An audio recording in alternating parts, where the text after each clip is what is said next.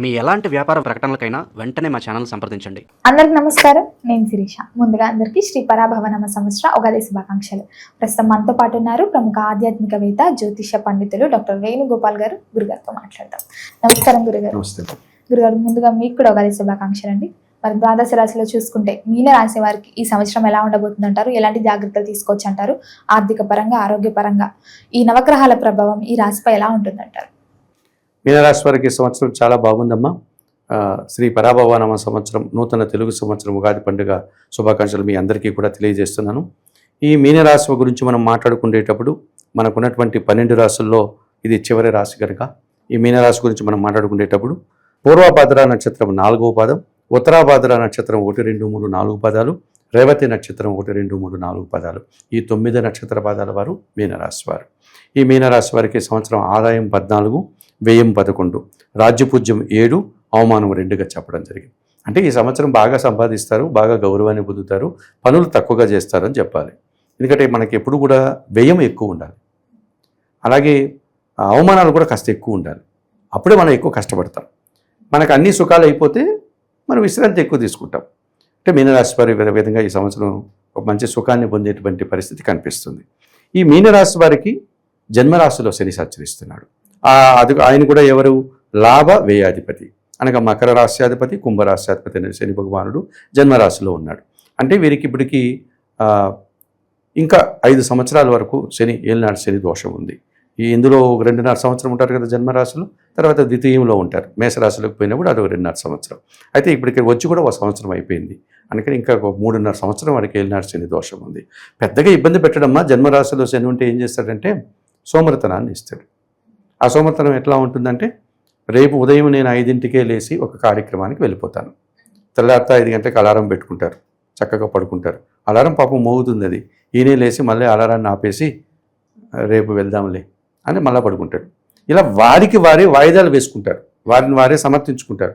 కానీ ఎవరో వారికి హాని చేయటం లేదు, వారే పనులు వాయిదా వేసుకొని ఆ రకమైనటువంటి ఇబ్బందులు కొని తెచ్చుకొని వారు అవుతారు. అలాగే పనుల విషయమే కాదు, పని భారాన్ని కూడా పూర్తిగా తీసుకోలేరు. పని విపరీతంగా ఉంటుంది.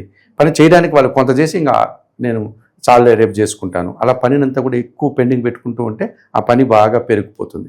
ఇలాంటి ఇబ్బందులు పడేటువంటి పరిస్థితి, శారీరకమైనటువంటి చిన్న చిన్న సమస్యలు, ఒక రకమైనటువంటి యాక్టివ్నెస్ ఉండదు. దాని ఏమంటారంటే మబ్బుగా ఉన్నాడు వీడు, కొంచెం యాక్టివ్గా ఉండకుండా ఉంటారు, కొంతమంది డల్గా కనిపిస్తారు. అటువంటి లక్షణాలు కనిపిస్తుంది ఈ మీనరాశి వారికి. సహజంగా వాళ్ళ స్వభావం అలాంటిది కాదు. మీనరాశి వాళ్ళు ఎప్పుడు కూడా చాలా చక్కగా ఉంటారు, యాక్టివ్గా ఉంటారు. వాళ్ళకి లలిత కళలు అంటే ఇష్టం ఉంటుంది. ఆ చలాకితనం పోతుంది ఈ జన్మరాశిలో ఉండడం వల్ల. అందువల్ల వీళ్ళు ఏం చేయాలంటే నువ్వుల నూనెను వేడి చేసి దాన్ని చక్కగా తలంటుకొని శరీరానికి అంతా కూడా మర్దనం చేసుకొని శనివారం రోజు కానీ ఆదివారం రోజు కానీ అభ్యంగన స్నానం చేయాలి.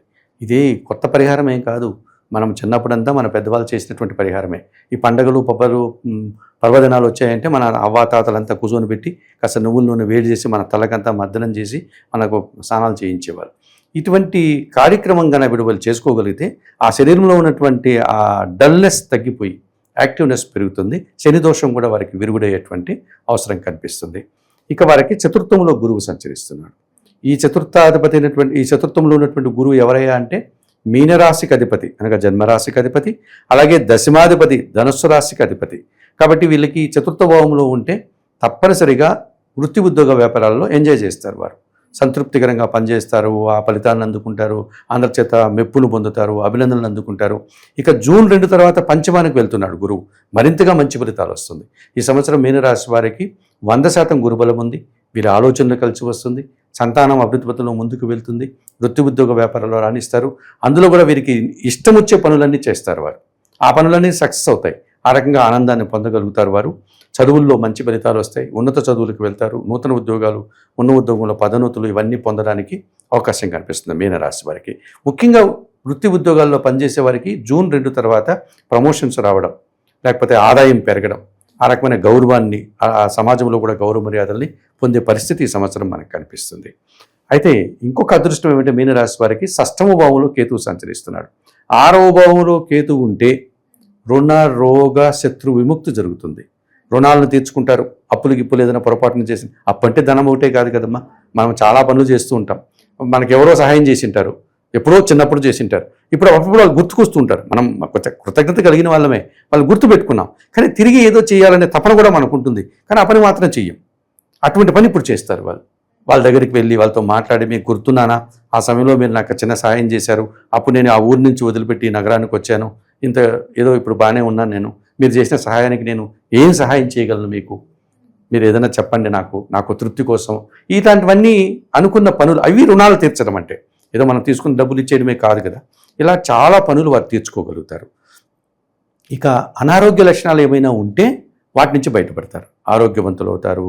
క్రమశిక్షణ కలిగి నడక ప్రారంభించడం, యోగా చేసుకోవడం, వాకింగ్ లాంటివి చేసుకోవడం, ఈ ఆరోగ్య సూత్రాలని పాటించడం, ఆహారం విషయాల్లో కానీ ఇలా బాగా ఆరోగ్యం గురించి వారు మొట్టమొదట వాళ్ళ జీవితంలో వాళ్ళ గురించి వారు ఆలోచించుకొని ఆరోగ్యవంతులు అవుతారు.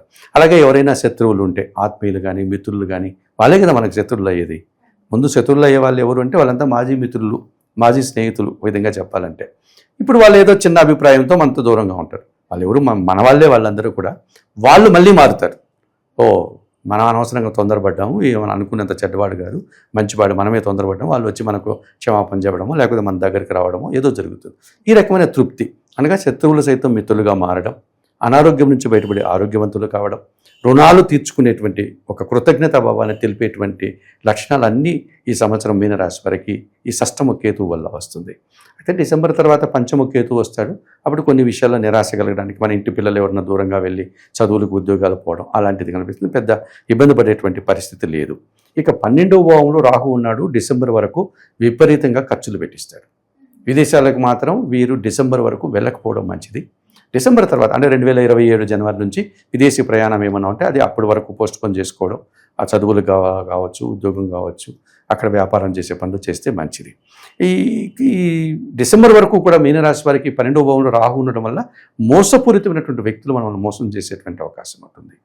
మనల్ని మంచి మాటలు మాట్లాడి మనల్ని తీసుకెళ్ళి తప్పుడు పనులు ఏదైనా చేయించడం, ఆ రకమైనటువంటి వాటిలో ఇరికించడం, లేకపోతే అనవసరంగా మన డబ్బులంతా కూడా వృధా చేయడం, మన సమయాన్ని వృధా చేయడం. మనం చక్కగా ఒక ప్లానింగ్ చేసుకుంటామా, ఈ సమయంలో ఇది చేస్తాం, ఈ సమయంలో ఇలా, ఆ పనులన్నీ వేస్ట్ చేస్తారు. ఉదయం పూట నువ్వు ఏదో యోగాకు వెళ్ళాలి, వాకింగ్ చేయాలి, ఆ సమయానికి ఎవడో ఫోన్ చేసి తలదిని నేను అటు వెళ్ళనీయకుండా చేస్తాడు, ఏదో ఇంపార్టెంట్ ఉన్నట్టుగా మాట్లాడతాడు, ఏం ఉండదు, పనికిరాని విషయాలు. అలా మనకు ఏ రకంగా మనల్ని ఇబ్బంది పెట్టాలి, మన సమయాన్ని సద్వినియోగం కానికుండా చేయాలి, మనం నీతిగా నిజాయితీగా బతుకుతుంటే అలా బతకనీయకుండా మనలో కూడా అవినీతిపరుడుగా ఏ రకంగా చూపెట్టాలి సమాజానికి, ఇలాంటి వ్యక్తులు డిసెంబర్ వరకు చాలా జాగ్రత్తలు ఉండాలి. కాబట్టి మీనరాశి వారు ఈ సంవత్సరం ఏమాత్రం అవకాశం ఉన్నా చాముండేశ్వరి అమ్మవారి దర్శనం లేకపోతే కనకదుర్గాదేవి దర్శనం చేసుకోండి. అమ్మవారికి కుంకుమ పూజాది కార్యక్రమాలు నిర్వర్తించండి. నిరంతరం శ్రీదేవి ఖడ్గమాల స్తోత్రం చదువుకోండి. ఇవన్నీ చేసుకోండి. అలాగే జన్మశని దోషం ఉంది కాబట్టి వయోవృద్ధులకి చేతనైన సహాయం చేయండి. ఏమైనా అవకాశం ఉంటే శివాలయానికి కానీ ఆంజనేయ స్వామి ఆలయానికి కానీ శనివారం రోజు, శని త్రయోదశి రోజు, మాస శివరాత్రి రోజు, ఇటువంటి రోజుల్లో శని భగవానుడికి నమస్కరించుకోవడం, లేకపోతే శివాలయానికి వెళ్ళడం, ఆంజనేయ స్వామి గుడికి వెళ్ళడం, ఇవన్నీ కూడా చేసుకున్న కొంతవరకు జన్మశని దోషం నుంచి బయటపడడానికి అవకాశం ఉంటుంది. కనుక మీనరాశి వారు ఈ 2026 మార్చి 19వ తారీఖున వస్తున్నటువంటి పరాభవ సంవత్సరంలో ఈ చెప్పినటువంటి పరిహారాలు నెరవేర్చుకొని మరింతగా మంచి ఫలితాలు పొందాలని అందరినీ కోరుకుంటున్నాను. గురుగారు, మొత్తం మీద మీనరాశి వారికి ఈ సంవత్సరం ఎలా ఉండబోతుంది, ఎలాంటి జాగ్రత్తలు తీసుకోవాలి, ఎలాంటి పరిహారాలు కూడా చేయాలో తెలియజేసినందుకు ధన్యవాదాలండి. మంచిదమ్మా.